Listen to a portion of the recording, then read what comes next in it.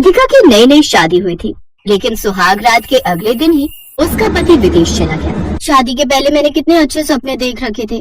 मैंने सोचा था अरुण मुझे हनीमून पर ले जाएगा, हम लोग विदेश घूमने जाएंगे, लेकिन खुद अकेले ही विदेश चले गए। तभी वहाँ पर राधिका का ससुर आ गया। क्या हो गया राधिका बहू, बड़ी परेशान लग रही हो? देखिए ना ससुर जी, हमारी नई नई शादी हुई है और अरुण आज सुबह ही विदेश निकल गए। मैंने कितने सपने देखे थे। यही ना कि तू अरुण के साथ हनीमून पर जाएगी, पूरी दुनिया घूमेगी, पर ऐसा नहीं हुआ, यही सोच रही है ना तू? ससुर जी, मैं आपसे इस तरह की बातें नहीं कर सकती। मैं जा रही हूँ, सासू माँ से इस बारे में बात करती हूँ। इतना शर्माने वाली बात नहीं है राधिका, हम लोग मॉडर्न हैं। अगर तुझे पूरी दुनिया घूमनी है तो मैं तुझे घुमा देता हूँ। अगर तू बोल तो मैं हम दोनों की कल की टिकट करा लेता हूँ। ससुर जी तो थोड़ा ठरकी लगते हैं, मैं जाकर सासू माँ से बात करती हूँ। अरे नहीं नहीं ससुर जी, मुझे थोड़ा काम है, मैं चलती हूँ। इतना कहकर राधिका अपनी सास के कमरे में चली गई। मुझे आपसे एक जरूरी बात करनी थी। हाँ, मुझे पता है तुझे क्या बातें करनी है। यही ना कि अरुण शादी होते ही बाहर चला गया। अरे हम लोग भी इसी वजह से परेशान रहते हैं। सासू माँ, आपने बिल्कुल सही कहा। अरुण के बारे में तो मुझे आपसे बात करनी थी, लेकिन आप ससुर जी को कुछ समझाती क्यों नहीं? मुझे लगता है ससुर जी ठरकी हो गए हैं। बहू, ये तू कैसी बातें कर रही है? ऐसा बोलते हुए तुझे शर्म नहीं आई? सासू माँ, मुझे उनके बारे में बात करते हुए बहुत शर्म आ रही है, पर मैं क्या करूँ? जब मैंने उनसे अरुण की शिकायत की तो ससुर जी ने पता है क्या कहा? उन्होंने कहा कि तुम मेरे साथ चलो हनीमून, मैं तुझे दुनिया घुमाऊंगा। अरे तो इसमें कौन सी बड़ी बात हो गई? तुझे घूमने के लिए तो बोल रहे थे, कौन सा तेरे साथ शादी करने के लिए उन्होंने कह दिया? ये सुनकर राधिका को एक और सदमा लग गया। तभी उसकी ननद उसके पास आ गई। अरे ननद जी, दिन भर कहाँ थी तुम? कहीं नहीं भाभी, बस चौराहे पर खड़ी थी। मैं सोच रही थी कोई बॉयफ्रेंड पटा लूं, पर कोई पटा ही नहीं। कैसी बातें कर रही है तू? कैसे सवाल पूछ रही हो आप? चलिए हम दोनों मिलकर जल्दी से खाना बना लेते हैं, मुझे बहुत भूख लगी है। मेरे ससुराल वालों को आखिर हो क्या गया है? सबके सब ठरकी है। बहू, तुझे पता है कि अरुण नहीं है, इस वजह से तुझे अकेलापन महसूस हो रहा है। तू चल मेरे कमरे में। ये सुनकर राधिका की आंखें फटी की फटी रह गईं। अरे बहू, तेरी आंखें क्यों बड़ी हो गई भाई? अरे मेरे कहने का मतलब था कि मेरे कमरे में चल, वहाँ पर तेरी सासू माँ और मेरी बेटी है, हम सब मिलकर अंताक्षरी खेलेंगे, तेरा मन बहल जाएगा। अरे नहीं ससुर जी, यहाँ पर रात है, अमेरिका में दिन हो रहा होगा। अरुण का फोन आने वाला होगा तो मैं उनसे बात करूंगी। मुझे अकेले रहने दीजिए प्लीज। ठीक है, जैसा तुझे ठीक लगे। मैं तो जा रहा हूँ आराम करने। और हाँ, अगर तुझे कहीं घूमने का मन हो तो बता देना, मैं टिकट करा लूंगा। अच्छी तरह सोच लेना। इतना कहकर उसका ससुर चला गया। राधिका ने उसी वक्त अपने भाई विजय को फोन करके अपने ससुराल बुला लिया। अगली सुबह उसका भाई पहुँच गया। राधिका, तुमने अचानक मुझे क्यों बुला लिया? कोई प्रॉब्लम है क्या? अपने भैया को तो अपने ससुराल वालों के ठरकपन के बारे में बता नहीं सकती। किसी बहाने में कुछ दिनों तक अपने भाई को यहीं रोक लेती हूँ। क्या सोचने लगी बहन? कोई प्रॉब्लम है क्या? अरुण जीजा ने कुछ कहा क्या? अरे वो कहाँ कुछ कहते हैं, इसी बात की तो टेंशन है कि वो कुछ कहते नहीं। शादी के दूसरे दिन ही वो फॉरेन ट्रिप पर निकल गए, तब से हमारी बात ही नहीं हो पा रही। पता नहीं उन्होंने शादी क्यों की थी। मैं बोर हो रही थी इसलिए आपको बुला लिया। तभी वहाँ पर राधिका की सास और ननद आ गए। अरे विजय, तुम कब आए? बड़े हॉट लग रहे हो। सच में माँ, विजय जी तो बड़े हॉट लग रहे हैं। चलिए हमारे कमरे में चलते हैं, हम तीनों मिलकर खूब बातें करेंगे। हाँ, क्यों नहीं। दोनों उसे पकड़कर अपने कमरे में लेकर चले गए और अंदर से दरवाजा बंद कर लिया। लेकिन राधिका खिड़की से सब कुछ देखती रही। अब कुछ ज्यादा ही हो रहा है। मेरे ससुराल का हर एक सदस्य ठरकी है। पता नहीं ये लोग भैया के साथ क्या करने वाले हैं। विजय जी, आप कौन सा परफ्यूम यूज करते हैं? बहुत मस्त खुशबू आ रही है। कोई भी लड़की आप पर फिदा हो जाएगी। बेटा, तुझे चौराहे पर नहीं जाना। याद रहे, जो बाबा जी ने कहा है वो हमें करना ही पड़ेगा। अगर हम जरा सा भी चूक गए तो पूरी जिंदगी हम ऐसे ही रहेंगे। मैं विजय जी से बात करती हूँ, तू जा। अरे हाँ, मैं तो भूल ही गई थी। मैं जाती हूँ चौराहे पर, तब तक आप इनसे बातें करो, मैं शाम तक आ जाऊंगी। राधिका तुरंत वहाँ से हटकर अपने कमरे में चली गई। अभी तक तो मुझे लगा था कि मेरे ससुराल वाली ठरकी है, पर अब मुझे लगने लगा कि ये सब के सब पागल है। मेरे माँ बाप ने मेरी शादी पागल खाने में कर दी है। विजय, मैं हमेशा से चाहती थी कि तुम्हारे जैसा मेरा कोई बॉयफ्रेंड हो, इसीलिए मैंने इस उम्र में भी अपना फिगर मेंटेन रखा है। क्या मैं तुम्हें पसंद हूँ? आप ये कैसी बातें कर रही हो? आप मेरी बहन की सास हो। मैं जा रहा हूँ। तभी वहाँ पर घर की डोरबेल बजी। राधिका ने भागकर दरवाजा खोला तो बाहर उसका पति अरुण था। आ गए आप? कहीं आप भी तो बाहर दूसरी लड़की के चक्कर में नहीं पड़े थे? राधिका, ये तुम कैसी बातें कर रही हो? मैंने आज तक किसी लड़की से दोस्ती तक नहीं की, और तुम दूसरी लड़की के साथ चक्कर चलाने की बात कर रही हो। अरे मैंने गुस्से में बोल दिया। चलिए अंदर चलिए, आराम कर लीजिए, आपको कल फिर कहीं जाना होगा। अरे नहीं राधिका, अब मैं इसी शहर में रहकर काम करूंगा। यहाँ तक कि कंपनी को मेरा काम इतना पसंद आया कि अब मैं वर्क फ्रॉम होम कर सकता हूँ। आज से मेरा सारा वक्त तुम्हारा। अभी तक मैंने अपनी फैमिली को बिल्कुल भी टाइम नहीं दिया, लेकिन आज के बाद से मैं अपना पूरा टाइम अपनी फैमिली को और तुम्हें दूंगा।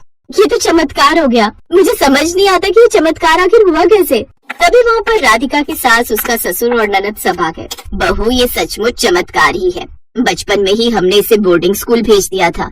कॉलेज की पढ़ाई भी इसने लंदन में रहकर की है, और जब से इसे नौकरी मिली है तब से कभी इस देश में रहता है तो कभी उस देश में। घर में तो कभी रहता ही नहीं। अपने काम पर इसका फोकस बहुत ज्यादा रहता है, इसलिए इसने कभी हमें वक्त दिया ही नहीं। यही सोचकर हमने अरुण की शादी कर दी। हमें लगा कम से कम अपनी बीवी को टाइम देने के बहाने ये घर में थोड़ा वक्त तो गुजारेगा, लेकिन शादी होने के बाद भी विदेश चला गया।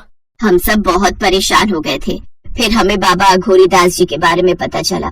वैसे तो हम अंधविश्वास पर भरोसा नहीं करते, पर अपने बेटे के लिए हम उनसे मिलने गए। फिर उन्होंने हमें एक ऐसा टोटका बताया जिसे हम करना नहीं चाहते थे, फिर भी हमें करना पड़ा। कैसा टोटका सासू माँ? तभी वहाँ पर बाबा अघोरी दास आ गए। मुझे जैसे ही पता चला कि मेरा बताया हुआ टोटका काम कर गया, वैसे ही मैं यहाँ चला आया।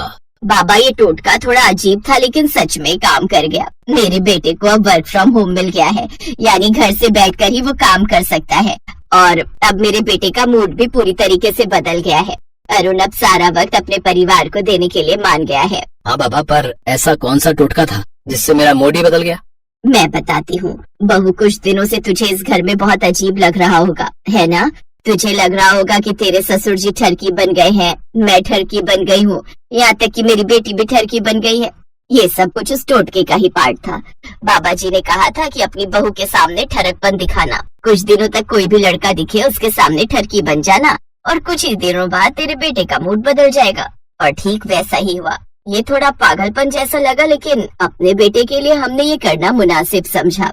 हाँ बहू, तू तो मेरी बेटी जैसी है, पर इस टोटके की वजह से मुझे तेरे सामने ऐसी ऐसी बातें बोलनी पड़ी जिससे तू मुझे ठरकी समझ ले। यहाँ तक कि तेरी माँ ने तेरे भाई के साथ भी ठरकपन दिखाई। मेरी बेटी तो अपने भाई का टाइम पाने के लिए इतना पागल हो गई थी कि वो ठरकपन दिखाने के लिए चौराहों पर जाकर खड़ी होती और लड़कों को छेड़ने लगती। लड़के मेरी बेटी को देखकर उससे दूर भागने लगे। लेकिन कुछ भी कहो, ये टोटका काम कर गया। हम सबको माफ कर देना बहू। अगले दिन अरुण राधिका के साथ हनीमून पर चला गया और सब लोग खुशी खुशी रहने लगे। जैसे ही कलकत्ता एक्सप्रेस श्यामपुर में रुकी, एक लड़की जिसका चेहरा पूरी तरह ढका हुआ था, वो ट्रेन की जनरल बोगी की भीड़ की परवाह किए बिना ट्रेन में भागते हुए प्रवेश कर जाती है। अंदर इतनी भीड़ थी कि ऐसा लग रहा था कि वो कोई शरणार्थी कैंप हो। ट्रेन में तिल रहने की भी जगह नहीं थी। उस लड़की ने इधर उधर देखा और फिर ट्रेन के शौचालय में जा घुसी और उसने शौचालय का दरवाजा बंद कर लिया। बस यहाँ से निकल जाऊँ, मैं किसी तरह यहाँ से निकल जाऊँ। वो बहुत ही छोटा स्टेशन था, इसलिए ट्रेन वहाँ 1 मिनट के लिए ही रुकी। थोड़ी देर बाद ट्रेन ने अपनी रफ्तार पकड़ ली। जैसे जैसे ट्रेन अपनी रफ्तार पकड़ रही थी, वो लड़की जिसका नाम चंदा था, उसकी सांसों की रफ्तार भी धीमी हो रही थी और वो मन ही मन एक उत्सव मना रही थी। उत्सव आजादी का, उत्सव स्वतंत्रता का। मैं मुक्त हो गई मैं उस नरक से। चंदा एक बहुत ही गरीब घर की लड़की थी। उसके पिता बचपन में ही गुजर गए थे। उसकी माँ दिहाड़ी मजदूरी का काम किया करती थी। कभी वो मकान का काम करती तो कभी पुल का, तो कभी सुरंग बनाने का। चंदा की माँ अक्सर बीमार भी रहा करती, इसलिए उनके घर का चूल्हा कभी जलता तो कभी नहीं जलता। बहुत ही मुश्किल से उसकी कमाई से घर का गुजारा चलता था। जब चंदा 10 साल की हुई तो एक दिन उसने अपनी माँ से कहा, माँ, मैं भी तुम्हारे साथ काम करने जाना चाहती हूँ। दोनों मिलकर काम करेंगे तो ज्यादा पैसे आएंगे, इससे तेरी दवाई भी आ सकेगी और 2 टाइम की रोटी भी। माँ के लाख मना करने के बावजूद वो काम पर जाने लगी। जल्द ही चंदा अपने काम में एक्सपर्ट हो गई। सुरंग बनाने का काम उसे बहुत अच्छा लगता था, क्योंकि उसमें ज्यादा दिहाड़ी मिलती थी। हालांकि उसमें खतरा भी होता था। बहरहाल समय अपनी गति से बीत रहा था। चंदा अब 18 साल की हो गई थी और जैसा कि होता है, बेटी की बढ़ती उम्र माँ बाप के लिए एक नई जिम्मेदारी को जन्म देती है। चंदा की माँ यशोदा उसकी जल्द से जल्द शादी करना चाहती थी, क्योंकि उसका स्वास्थ्य अब बिल्कुल भी ठीक नहीं रहता था। अब तो वो सारा समय घर पर ही रहती। ये ले माँ, दवा पी ले। दवा नहीं पिएगी तो ठीक कैसे होगी? दवा तो सालों से खा रही हूँ बेटी, अब मैं ठीक होने से रही। बस अब यही चाहती हूँ कि आंखें मूंदने के पहले तेरी शादी देख लूं। लेकिन गरीब बेटी की शादी करना उतना ही मुश्किल है जितना भूसे के ढेर में सुई ढूंढना। फिर भी यशोदा चंदा की शादी की कोई भी कोशिश नहीं छोड़ती थी। इसी क्रम में एक दिन चंदा की दूर की बुआ यशोदा के घर आई और अरे पहले सांस तो लेने दे, फिर बताती हूँ सारी बातें विस्तार से। असल में चंदा की बुआ चंदा के लिए एक बहुत अच्छा रिश्ता लेकर आई थी। यशोदा को तो विश्वास ही नहीं हो रहा था कि उसकी चंदा की किस्मत इतनी अच्छी है। अरे यशोदा, कितनी बार कहूँ तुझे, मैंने दिखा दी है चंदा की फोटो उन्हें। चंदा उन्हें बहुत पसंद है। और लेन देन फिर वही बात। अरे कहा ना वे लोग अच्छे खाते पीते घर के हैं, उन्हें 1 रुपया नहीं चाहिए, बस 2 जोड़ी में चंदा को विदा कर दे। जब जिंदगी में सिर्फ दर्द ही दर्द भरा हो, चारों ओर दुखी दुख हो, तो उस समय अगर अच्छी खबर भी मिले तो इंसान उस खबर को शक की नजर से देखता है। यशोदा का भी वही हाल था। उसे उस दिन तक चंदा की शादी की बात पर यकीन नहीं हुआ जिस दिन तक उसके द्वार पर बारात नहीं आ गई। बेटी, हम दोनों ने जीवन में बहुत ही तकलीफें देखी है। ईश्वर करे तुम्हारे अपने घर में तुम्हें सारी खुशी मिले, इतनी खुशी मिले, इतनी खुशी मिले कि तुम अब तक की सारी तकलीफें भूल जाओ। अपनी माँ से ढेर सारा आशीर्वाद लेकर चंदा अपने पति मोहन के घर श्यामपुर आ गई। मोहन के पिता का देहांत कुछ साल पहले हो गया था। मोहन की माँ शीला देवी बहुत ही कड़क मिजाज औरत थी। जैसे ही चंदा ने इस घर में प्रवेश किया तो उसने साफ साफ चंदा से कह दिया कि चंदा, ये जो घर है ना, यहाँ के कोने कोने में मेरी हुकूमत चलती है। मेरी मर्जी के बिना यहाँ एक पत्ता भी नहीं हिलता। और घर ही नहीं, पूरे श्यामपुर में शीला देवी यानी मेरा राज चलता है। इसलिए कभी भी भूल से भी अपनी मर्जी यहाँ चलाने की कोशिश मत करना। जो चीजें यहाँ होंगी उसे आंख मूंद कर स्वीकार कर लेना, और अगर स्वीकार नहीं किया तो तुम्हारी जिंदगी नरक बना दूंगी। अपनी सास की बातों को सुनकर चंदा का सर घूमने लगा। उसे अपनी सास, जो कुछ दिनों पहले दुनिया की सबसे भली औरत लगती थी, वो एकदम से विलन की तरह लगने लगी थी। शादी के पहले जब शीला देवी चंदा को देखने उसके घर गई थी और चंदा ने उसके पाँव छुए थे तो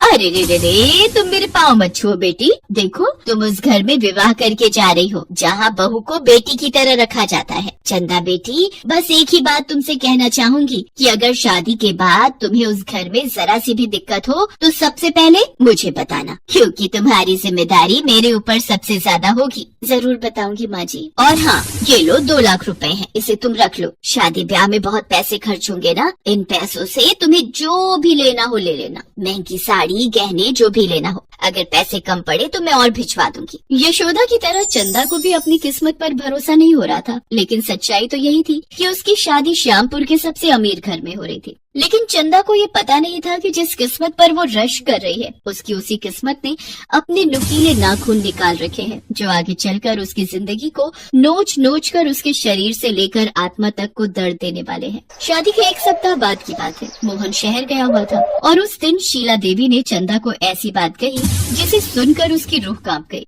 ये क्या कह रही हैं आप? मैं कोई बात दोहराती नहीं। मैं ये नहीं कर सकती। अरे कैसी माँ है आप जो अपने बेटे की पत्नी को किसी दूसरे के साथ सोने के लिए बोल रही है? चंदा, जो बोल रही हो वो करो, क्योंकि उसके अलावा कोई चारा नहीं है तुम्हारे पास। अरे अजीब जिद्दी हैं आप, या दिमाग खराब है आप? मैं कोई बाजारू औरत हूँ जो आप मुझे इस तरह से किसी गैर मर्द के साथ सोने के लिए कह रही हैं? चाहे मेरी जान चली जाए, लेकिन मैं ये नहीं करूँगी। और आने दीजिए आपके बेटे मोहन को, मैं उन्हें पूरी बात बताती हूँ। चंदा की इस बात पर शीला जोर जोर से हंसने लगी और हंसते हुए ही उसने एक जोरदार चाटा चंदा की गाल पर मारा। सुन, मोहन मेरा बेटा नहीं है, वो मेरा प्यादा है, प्यादा। और उस प्यादे के कारण ही तो मैं ये दुनिया सालों से चला रही हूँ। शीला देवी एक बदमाश औरत थी। श्यामपुर में उसका काफी दबदबा था। वो लड़कियों का व्यापार किया करती थी, लेकिन उसके व्यापार का तरीका बहुत ही अलग था। उसका प्यादा मोहन पहले लड़की से शादी करता और फिर उसे यहाँ ले आता, और उसके बाद शुरू होता उस लड़की के शोषण का सिलसिला। अब तक सैकड़ों लड़कियों का जीवन शीला देवी ने नरक की तरह बना दिया था, और जिसने भी इस नरक से निकलने की कोशिश की, राजवंश, सोहन, तुम लोगों के रहते हुए इस लड़की ने भागने की हिम्मत की, इसे भी वही सजा दो जो अब तक हमसे गद्दारी करने वाले को दी गई है। शीला के ऑर्डर पर उस लड़की के शरीर में पत्थर बांधकर उसे कुएं में डाल दिया जाता था। डूबने से उसकी मौत हो जाती है। शीला ने इस तरीके से कई लड़कियों को अपने गुंडों की मदद से ठिकाने लगाया था। चंदा उनके लिए नया शिकार थी। उसका भी शोषण शुरू हो गया। पत्नी के रूप में यहाँ आई चंदा पांचाली बन गई थी। वो हर दिन घुट रही थी, हर दिन मर रही थी, लेकिन शांति से सब सह रही थी। लेकिन एक दिन उसकी भी बर्दाश्त की सीमा टूट गई और वो वहाँ से भाग निकली। और इसका पता तब लगा जब एक ग्राहक चंदा के कमरे में गया। अरे शीला देवी, तुमने पैसे तो पूरे ले लिए, लेकिन वो चंदा कहाँ है? चंदा अपने कमरे में है। और कहाँ है? वो अपने कमरे में नहीं है। ये सुनकर चंदा देवी के कान खड़े हो गए। वो भागकर चंदा के कमरे में गई तो वो नदारत थी। अरे मुफ्त खोरो, कहाँ मर गए तुम सब के सब? वो चंदा भाग गई। चंदा भाग गई, लेकिन कैसे? उस गुंडे की बात सुनकर चंदा देवी ने एक जोरदार तमाचा उसे मारा और कहा, 1 घंटे के अंदर अगर वो लड़की मेरी आंखों के सामने नहीं आई तो तुझे ऊपर भेज दूंगी। चंदा की तलाश शुरू हो गई, लेकिन चंदा तो वहाँ से बहुत दूर जा चुकी थी। चंदा पूरे 3 साल उन राक्षसों के पास रही और इन 3 सालों में उसने सबकी नजर से बचाकर अपने कमरे से होकर बाहर निकलने के लिए एक सुरंग बनाया और उसने इस काम को इतनी सफाई से किया कि किसी को कानो कान खबर नहीं हुई। और जब शीला देवी और उसके गुंडों को उस सुरंग का पता लगा तो अरे बाप रे बाप, वो लड़की तो बहुत ही शातिर निकली। हमें लगता था वो बहुत शरीफ है, लेकिन उसने तो। शीला देवी बहुत टेंशन में थी। उसे अब अपने काम को आगे बढ़ाने के लिए नई लड़की चाहिए थी। दूसरा, उसे इस बात का भी डर था कि कहीं चंदा पुलिस को उसका राज न बता दे। लेकिन उधर चंदा ने शीला देवी के पूरे गिरोह को खत्म करने के लिए अलग ही प्लानिंग की थी। उसने वहाँ से भागने के पहले रसोई घर जाकर रसोई घर के गैस की पाइप को काट दिया था, जिससे गैस धीरे धीरे करके निकल रही थी। और इस रोज जब शीला देवी के कहने पर उनका रसोईया खाना बनाने गया और उसने गैस ऑन किया तो एक भयानक विस्फोट हो गया। शीला देवी के मकान सहित उसकी पूरी गंदी दुनिया उसमें जलकर खाक हो गई।